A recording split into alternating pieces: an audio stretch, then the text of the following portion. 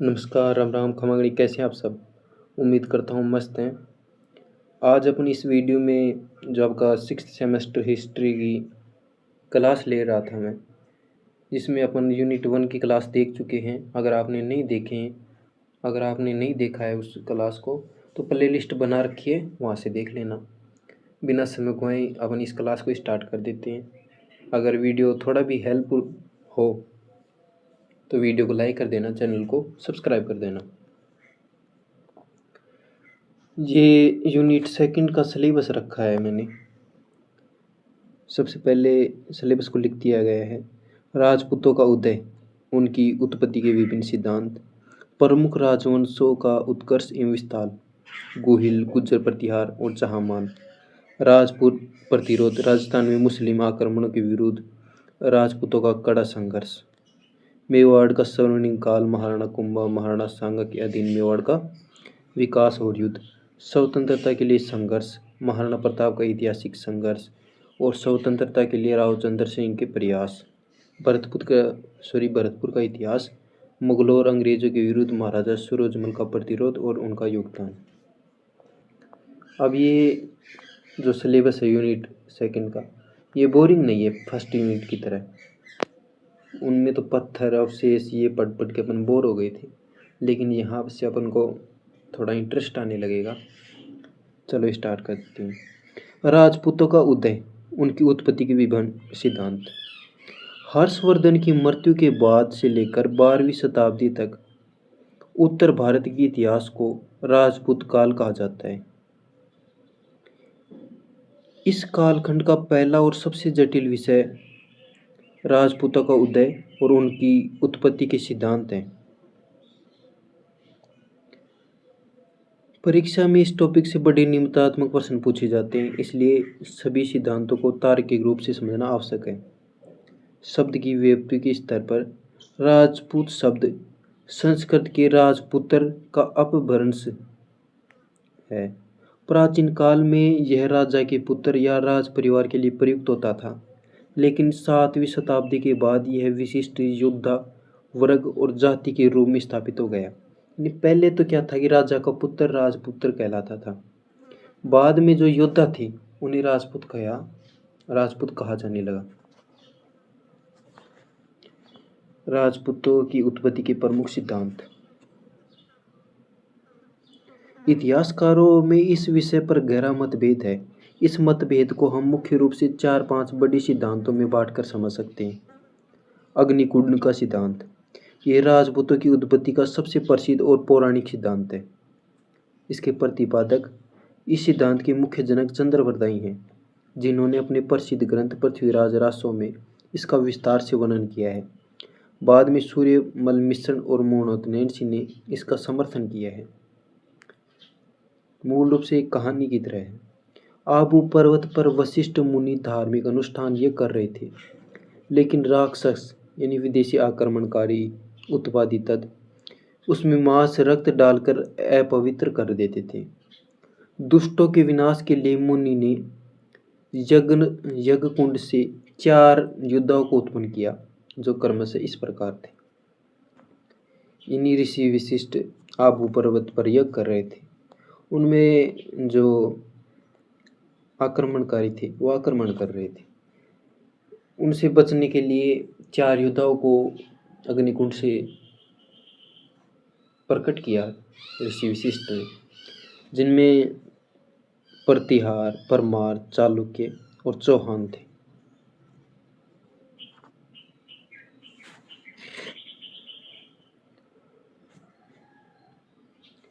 Professor का ऐतिहासिक विश्लेषण।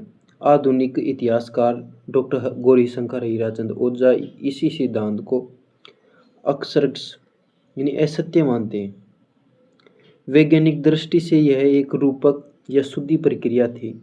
इसका वास्तविक अर्थ यह है कि विदेशी या स्थानीय जातियां बौद्ध धर्म अपना चुकी थी या समाज के बाहर थी। उन्हें यज्ञ द्वारा शुद्ध करके हिंदू समाज के योद्धा क्षत्रिय वर्ग में शामिल किया गया।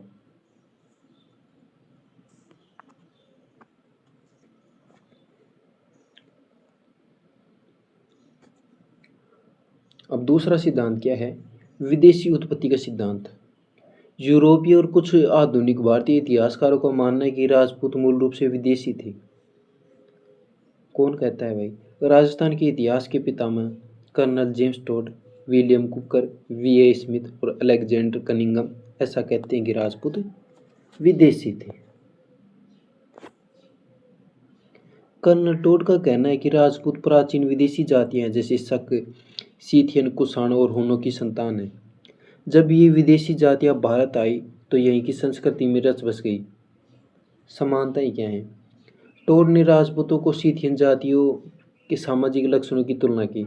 दोनों में अश्व पूजा यानी घोड़े की पूजा, अस्त्र शस्त्र की पूजा, मदिरापान, शिकार का शौक और सती प्रथा जैसी कुरीतियों की समानता बताई। कनिंगम ने राजपूतों को यूची कुषाण जाति से जोड़ा। तीसरा सिद्धांत क्या है? वैदिक क्षत्रियों की संतान या देशी उत्पत्ति। यह सिद्धांत विदेशी मत को पूरी तरह खंडन करता है। राजपूतों को भारत का मूल निवासी मानता है। इसके प्रतिपादक कौन है? महोपाध्याय, डॉक्टर गौरीशंकर हीराचंद ओझा और चिंतामणि विनायक वैद्य। इनका तर्क क्या है? इनका कहना है कि राजपूत कोई विदेशी नहीं है बल्कि भारत की प्राचीन वैदिक क्षत्रियों की संतान है। समय के साथ वे सूर्यवंशी और चंद्रवंशी कहलाए। राजपूतों की शारीरिक बनावट लंबा कद, चौड़ी छाती, सुगठित शरीर प्राचीन आर्यों जैसी है। वे आदिकाल से ही यज्ञ करते थे और शस्त्रों की पूजा करते थे, जो विशुद्ध रूप से वैदिक परंपरा है। यानी डॉक्टर हीराचंद ओझा विदेशी न मानकर स्वदेशी मानते हैं। कर्नल जेम्स टोड इन्हें विदेशी मानते हैं। नेक्स्ट है ब्राह्मण उत्पत्ति का सिद्धांत।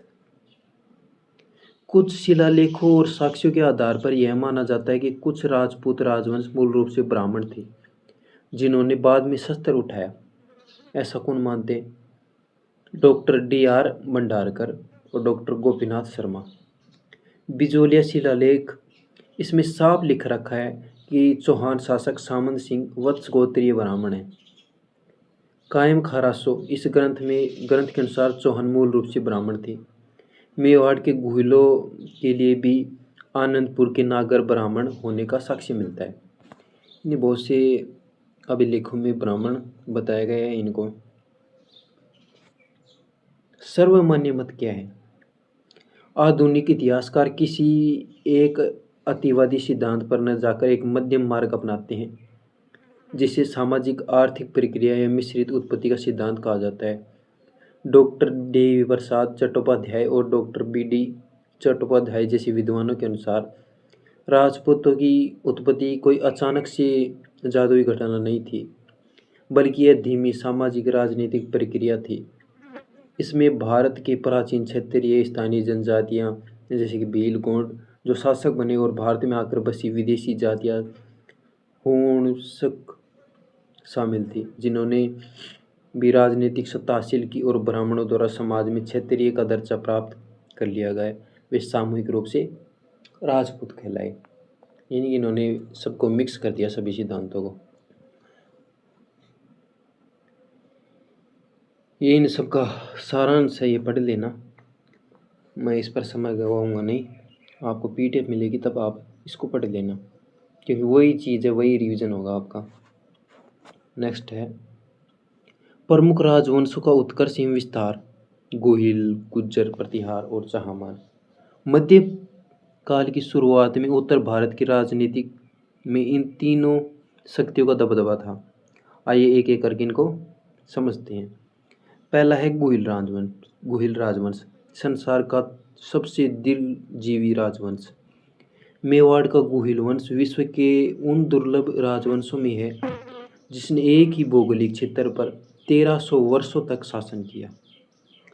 इनके संस्थापक गुहादित्य 566 ईस्वी में।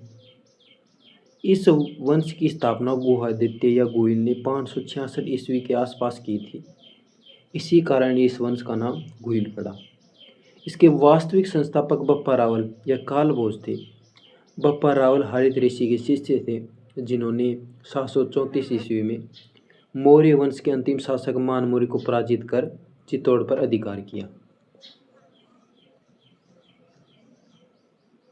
इनका विस्तार और राजधानी देख लेते हैं। बप्पा रावल ने नागदा को अपनी पहली राजधानी बनाया और कैलाशपुरी में मेवाड़ के कुल देवता एकलिंग जी के मंदिर का निर्माण करवाया। अलठ या आलू रावल, इन्होंने अचल का विस्तार करते हुए आहड़ को दूसरी राजधानी बनाया और मेवाड़ में पहली बार नौकरशाही की स्थापना की। नौकरशाही मतलब कि जैसे मंत्री हो गया, अमात्य हो गया, अश्वशाला को रखने वाला हो गया, सेनापति हो गया, ये सब। जैतर सिंह, इसके समय में दिल्ली के सुल्तान इल्तुतमिश ने नागदा को नष्ट कर दिया। जैतर सिंह ने इल्तुतमिश को बुताला के युद्ध में बुरी तरह परास्त कर दिया और सुरक्षा की दृष्टि से चित्तौड़ को मेवाड़ की नई राजधानी बनाया। यानी नागदा क्या था कि समतल मैदान में थी, इल्तुतमिश ने इसको लूट लिया, तो भाई नई राजधानी बनाई पहाड़ में चित्तौड़। नेक्स्ट है गुज्जर प्रतिहार राजवंश, उत्तर भारत की द्वारपाल। 7वीं से 11वीं शताब्दी तक उत्तर भारत की सबसे शक्तिशाली ताकतों में एक गुज्जर प्रतिहार थे। इन्होंने अरब मुस्लिम आक्रमणकारियों को सिंध से आगे नहीं बढ़ने दिया, इसलिए इन्हें भारत का द्वारपाल कहा जाता है। इन्हें अरब आक्रमणकारियों को तो आगे बढ़ने ही नहीं दिया। आरंभिक केंद्र, इनकी मुख्य रूप से 2 शाखाएं राजस्थान में थी। पहली थी मंडोर जोधपुर में, दूसरी बीनमाल जालौर में। मंडोर शाखा के मूल पुरुष हरिचंद्र थे। नागभट्ट प्रथम बीनमाल शाखा के थे। इन्होंने अरावली के पश्चिमी क्षेत्र में प्रतिहारों को स्थापित किया और अरबों की सफल आक्रमण को विफल कर दिया।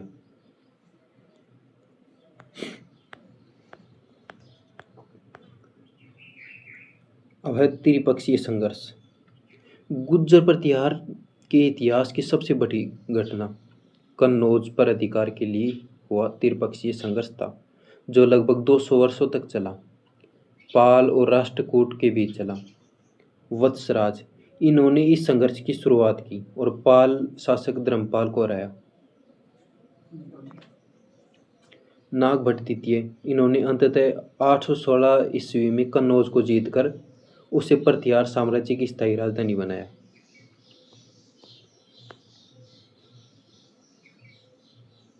मिहिर भोज प्रथम, यह इस वंश के सबसे प्रतापी राजा थे। इनके समय साम्राज्य कुंभा से लेकर नर्मदा नदी तक फैला था।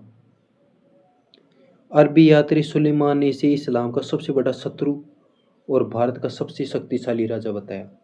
यानी अरब यात्री सुलेमान आया था यहाँ, उसने कहा था कि इस्लाम का सबसे बड़ा दुश्मन है मिहिर भोज और भारत का सबसे शक्तिशाली राजा है मिहिर भोज। चहामान या चौहान वंश, चौहानों का मूल स्थान सांबर झील के आसपास का क्षेत्र माना जाता है, जिसे प्राचीन काल में सपादलक्ष यानी 1.25 लाख गांवों का समूह कहा जाता है। इसके संस्थापक वासुदेव चौहान थे। इन्होंने 551 ईस्वी में सपादलक्ष में चौहान वंश की नींव रखी। अहिच्छत्रपुर वर्तमान नागौर को अपनी प्रारंभिक राजधानी बनाई। बिजोलिया शिलालेख के अनुसार इन्होंने ही सांबर झील का निर्माण करवाया। यानी वासुदेव चौहान ने ही सांबर झील का निर्माण करवाया। अब इनका साम्राज्य विस्तार और शाखाएं देख लेते हैं। सांबर से निकलकर चौहानों ने नाडोर, जालोर, रणथंभौर और अजमेर में अपनी मजबूत शाखाएं स्थापित की। अजय राज ने अजमेर नगर की स्थापना की। बिठली पहाड़ी पर तारागढ़ दुर्ग बनाया। इन्होंने अपनी राजधानी सांबर से अजमेर स्थानांतरित कर दी। इन्हें अजमेर को अपनी राजधानी बनाया। विग्रहराज चतुर्थ या बिसलदेव, इनका काल चौहानों का श्रवण काल कहा जाता है। इन्होंने दिल्ली के तोमर शासकों को हराकर दिल्ली पर अधिकार किया। दिल्ली पर अधिकार करने वाले पहले चौहान राजा थे विग्रहराज चतुर्थ। इन्होंने हरेकेली नाटक की रचना की। अजमेर में संस्कृत पाठशाला बनवाई, जिसे बाद में कुतुबुद्दीन ऐबक ने तोड़ाकर 2.5 दिन का झोपड़ा मस्जिद में बदल दिया। पृथ्वीराज चौहान तृतीय, चौहान वंश के अंतिम और सबसे दीप्तिमान नक्षत्र इन्होंने तराइन के प्रथम युद्ध में मोहम्मद गोरी को पराजित कर चौहान साम्राज्य की सीमाओं को चरम पर पहुंचाया।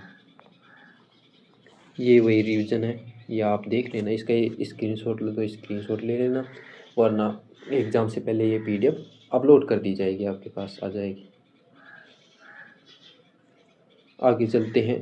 राजपूत प्रतिरोध। राजस्थान में मुस्लिम आक्रमण के विरुद्ध राजपूतों का कड़ा संघर्ष। इतिहास के इस बेहद रोमांचक और गौरवशाली अध्याय में आपका स्वागत है। जब हम मध्यकालीन भारत में राजपूत प्रतिरोध की बात करते हैं तो यह केवल कुछ राजाओं की आपसी लड़ाई नहीं थी। यह राजपूताना के योद्धाओं द्वारा अपनी मातृभूमि, संस्कृति और संप्रभुता की रक्षा के लिए दिल्ली सल्तनत की शक्तिशाली सुल्तानों के विरोध था। एक अभूतपूर्व कड़ा संघर्ष था। यानी कि केवल ये राजाओं की आपसी लड़ाई नहीं थी, अपनी मातृभूमि की रक्षा के लिए, अपनी संस्कृति की रक्षा के लिए एक बड़ा संघर्ष था। इस प्रतिरोध की सबसे बड़ी विशेषता यह थी कि राजपूत शासक संख्या और संसाधनों में कम होने के बावजूद आत्मसंपर्क करने की बजाय वीर गति या जौहर का रास्ता चुनते थे। यही राजस्थान की विशेषता रही है विशेषकर। वैसे भी अपन ऐसे केवल राजस्थान की ओर संकेत नहीं कर सकते, लेकिन राजस्थान में वो बात थी, चाहे भूमि में मानो, चाहे आपसी संघर्ष, आपसी एकता में मानो, कि राजस्थान के बहुत से राजा ऐसे हुए जिन्होंने या तो वीरगति प्राप्त की या जीत गए। नेक्स्ट चलते हैं अपन।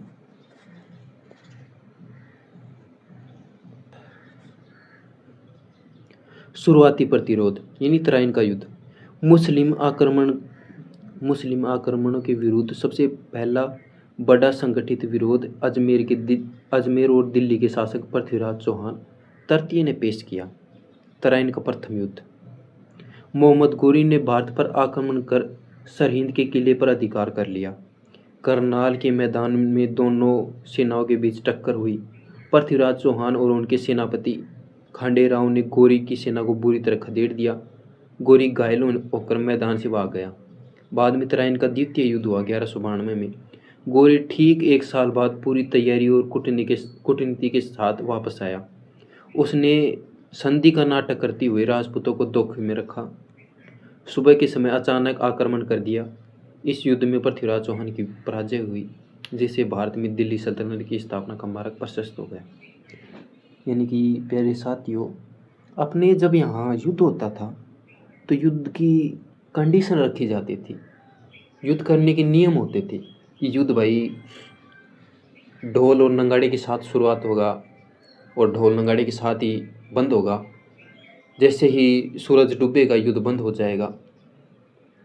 पैदल सेना के साथ पैदल सेना युद्ध करेगी, घुड़सवार के साथ घुड़सवार करेगा, हाथी सवार के साथ हाथी सवार करेगा।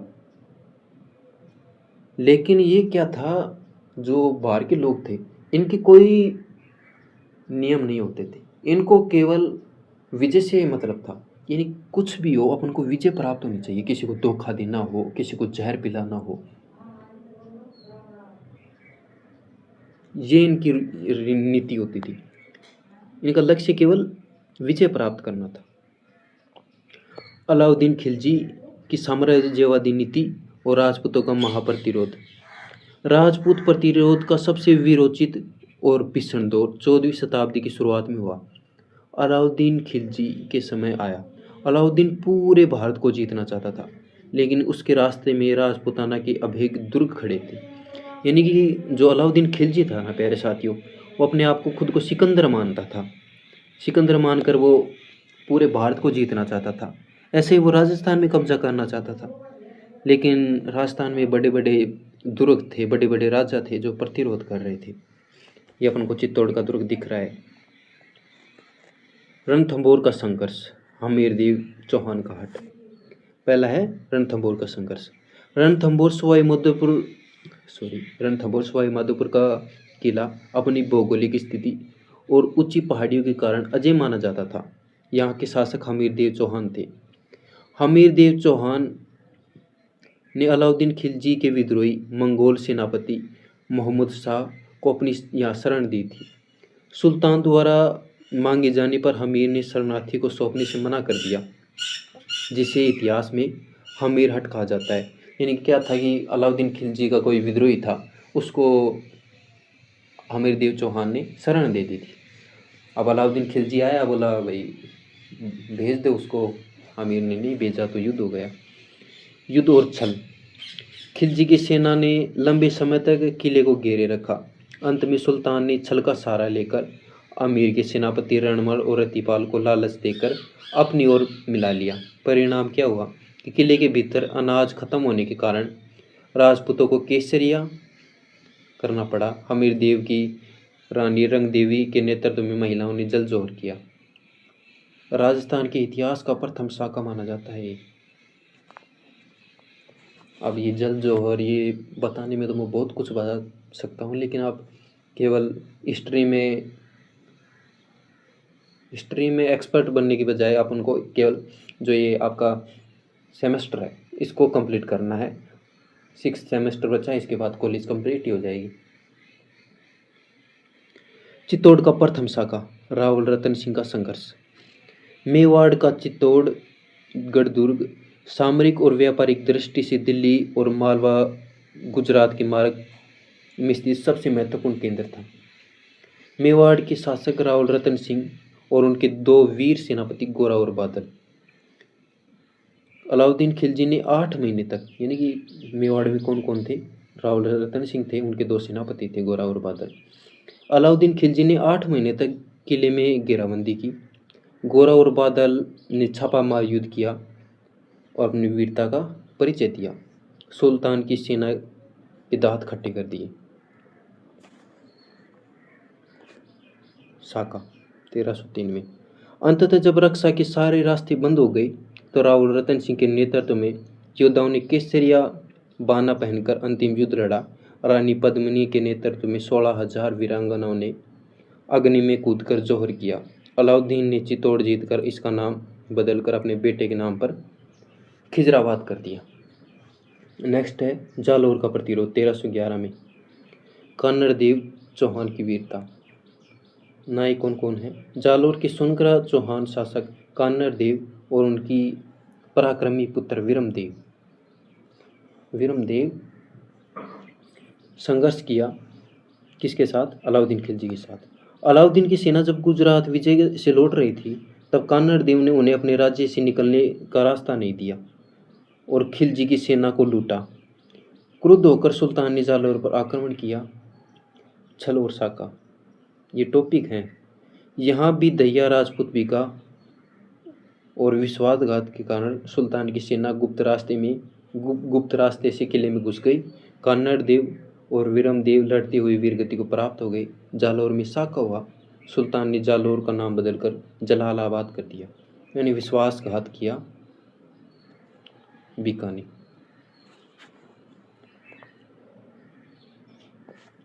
अब थोड़ी सी ये हैं कि जौहर क्या है। जौहर महिलाओं द्वारा किया जाता है, फिर भी मैं थोड़ा बता देता हूँ। जब राजपूत राजा युद्ध से हारने की कगार पर होते थे तो किले की महिलाएं अपनी अस्मिता और सम्मान की रक्षा के लिए सामूहिक रूप से जलती हुई अग्नि या जल तो नहीं कहूँगा, जल तो इमरजेंसी में मतलब है, अग्नि जला ही नहीं सकते। जब अग्नि जलाई जाती है, भाई पूजा की जाती है, उसमें टाइम लगता है। अगर ऐसा नहीं हो पाए तो जल में एक बार हुआ था, केवल एक बार ही हुआ था, अन्यथा अग्नि में ही होता है, अपने यहाँ कूद कर प्राण दे देती हैं। केसरिया क्या होता है कि जौहर के बाद बचे हुए राजपूत योद्धा पीले या केसरिया रंग की वस्त्र धारण करके सिर पर कफन बांधकर हर हर महादेव के उद्घोष के साथ भूखे शेरों की तरह दुश्मन की सेना पर टूट पड़ते थे। उनका एकमात्र लक्ष्य अंतिम सांस तक अधिक से अधिक दुश्मनों को मारना होता था। साका क्या होता था? जब एक ही युद्ध में जौहर और केसरिया दोनों प्रक्रिया पूरी हो जाती है तो उसे सामूहिक रूप से साका कहा जाता है। ये रिवीजन है, ये कर लेना, इसके स्क्रीनशॉट ले लेना। मैं इसलिए नहीं करवा रहा क्योंकि टाइम वेस्ट हो जाएगा, ये चीज़ें मैंने पढ़ाई दी हैं आपको। अब है मेवाड़ का स्वर्णिम काल, महाराणा कुंभार सांगा के अधीन मेवाड़ का विकास और युद्ध। इस व्याख्यान में हम मेवाड़ के इतिहास के उस चरम बिंदु पर पहुंचेंगे जिसे सही मायने में मेवाड़ का स्वर्णिम काल कहा जाता है। 15वीं से 16वीं शताब्दी का यह दौर ऐसा था जब मेवाड़ ने न केवल भारी आक्रमणों से खुद को सुरक्षित किया बल्कि उत्तर भारत की राजनीति का केंद्र भी बन गए।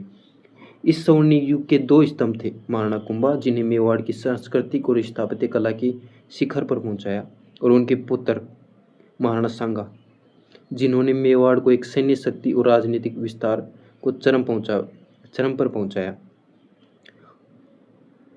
महाराणा कुंभा के बारे में देख लेते हैं अपन। महाराणा कुंभा इनकी स्थापत्य कला। महाराणा कुंभा का काल मेवाड़ के लिए बहुआयामी प्रगति का काल था। वे एक कुशल सेनापति होने के साथ साथ महान संगीतकार, लेखक और वास्तुशिल्पी भी थे। उनके प्रमुख सैन्य अभियान और युद्ध। कुंभा ने अपने शासनकाल में चारों ओर से मालवा, गुजरात के सुल्तानों को गठबंधन को झेला। कुंभा ने अपने शासनकाल में चारों ओर से मालवा और गुजरात के सुल्तानों के गठबंधन को झेला, यानी कि मालवा और गुजरात के सुल्तान दोनों ने मिलकर हमला किया, लेकिन फिर भी इसको काबू नहीं कर पाए, यानी कि विजय नहीं प्राप्त कर पाए। लेकिन अपनी उत्कृष्ट युद्ध नीतियों से हर बार विजय प्राप्त की। सारंगपुर का युद्ध, यह कुंभा के जीवन का सबसे महत्वपूर्ण युद्ध था। उन्होंने मालवा के सुल्तान मोहम्मद खिलजी प्रथम को बुरी तरह परास्त किया और उसे बंदी बनाकर 6 महीने तक चित्तौड़ में रखा। दूसरा है चंपानेर की संधि। कुंभा की बढ़ती शक्ति से घबराकर गुजरात के सुल्तान कुतुबुद्दीन और मालवा के सुल्तान मोहम्मद खिलजी ने हाथ मिलाकर चंपानेर की संधि की। दोनों ने मिलकर मेवाड़ पर दो तरफा हमला किया, लेकिन कुंभा ने अपनी कूटनीति और दोनों की संयुक्त सेना को बदनौर के युद्ध में हरा दिया। मतलब दो राजा एक हो गए, फिर भी नहीं हरा पाए। अब सांस्कृतिक एवं स्थापत्य का विकास। ऐतिहासिक तथ्य। कविराज श्यामल दास के प्रसिद्ध वीर विनोद के अनुसार मेवाड़ ने 84 दुर्गों में से 32 दुर्गों का निर्माण करवाया था, यानी कि अकेले कुंभा ने 84 में से 32 किलो का निर्माण करवाया था। परसेंटेज निकालो तो काम पाएंगे। ये भी अपना कुंभा द्वारा बनाया गया एक बेहतरीन अजूबा है, विजय स्तंभ।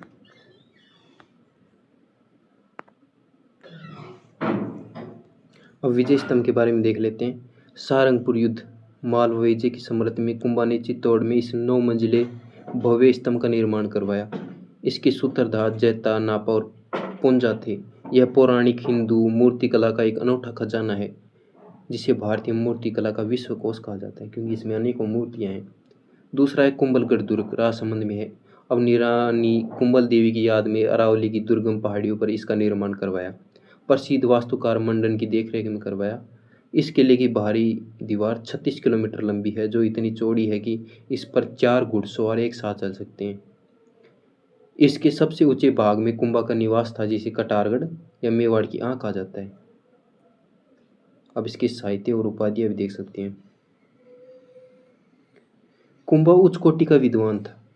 कुंभा उच्च कोटि के विद्वान थे। उन्होंने संगीत राज 5 भागों में बाटा। संगीत का महान ग्रंथ, संगीत मीमांसा और सूर प्रबंध जैसे ग्रंथों की रचना की।